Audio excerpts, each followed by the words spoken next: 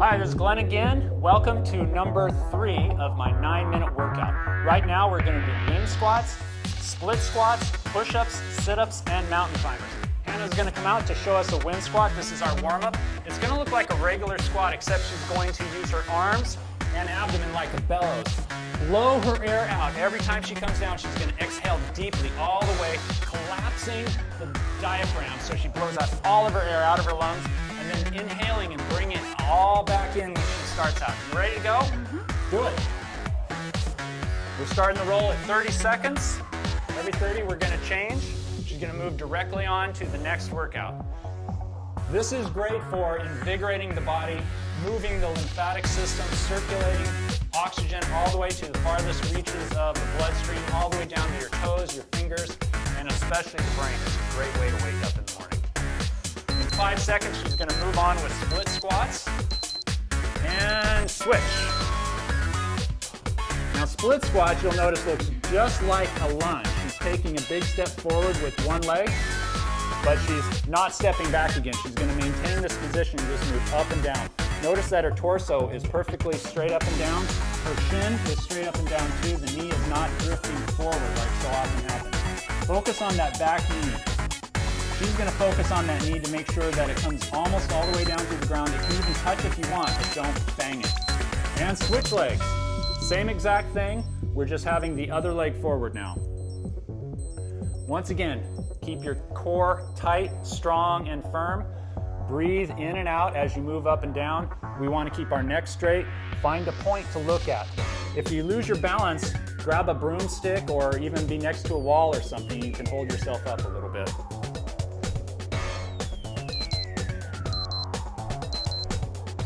Now Hannah's going to move directly into push-ups.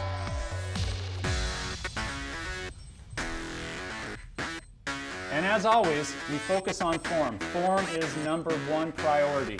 We want to make sure that the back stays straight, the hips are not up or down. We don't want an arch in the back.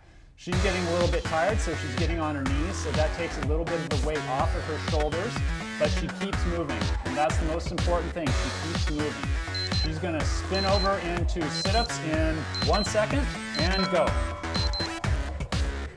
Now, sit-ups are the advanced move of a crunch. A crunch takes you halfway up. Hannah's going to go all the way up, bringing her elbows to her knees.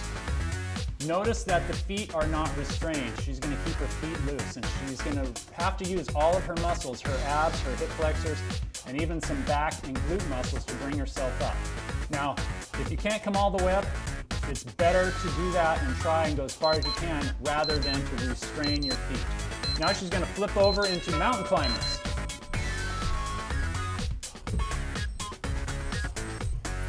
Now with mountain climbers, we want to keep our back straight and our hips down. We don't want the hips to stick up too much. Straighten out the leg at the back side.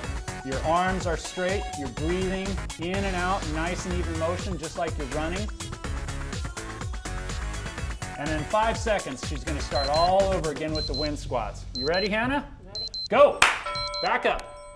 And big exhale, all the way out. Nice deep breath in as you come up and exhale everything as you come down. It's really important to kind of fold forward and compress your diaphragm to push all of your wind out of your lungs. And once again, bring it all back in again as you stand up to open up the lungs to full capacity. This is a great way to circulate lymphatic fluid, blood, oxygen, and nutrients throughout the entire body. It's a fantastic way to wake up in the morning. She's doing a split squat, which is similar to a lunge, except she's not stepping forward and back. She's keeping her feet in place and just moving her body up and down.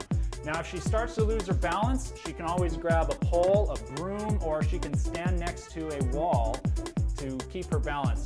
This exercise is great because it does challenge your balance, but I don't want you failing at the exercise because of your balance. So it's better to hold on to something than to not do it at all.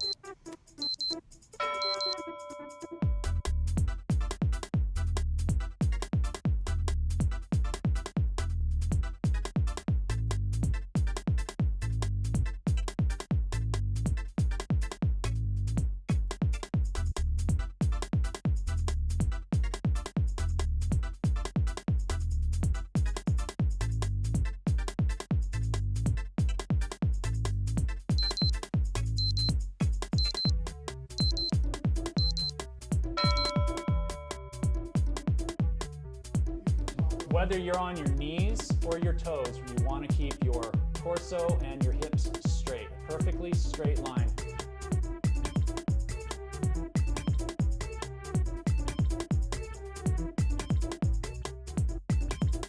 We want to lower our shoulders down to the height of our elbow, no lower.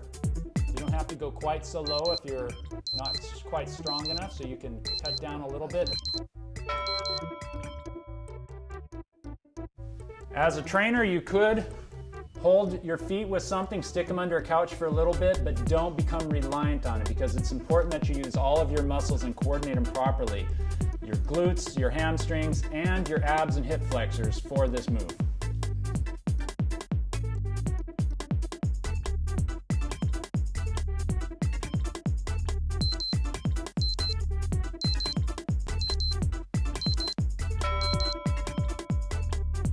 Make sure you don't let your hips go too high. We want to keep your back flat. Your weight is going to be even over your hands and that one foot. Raise your knee as close to your elbows as you can and make sure you breathe in and out.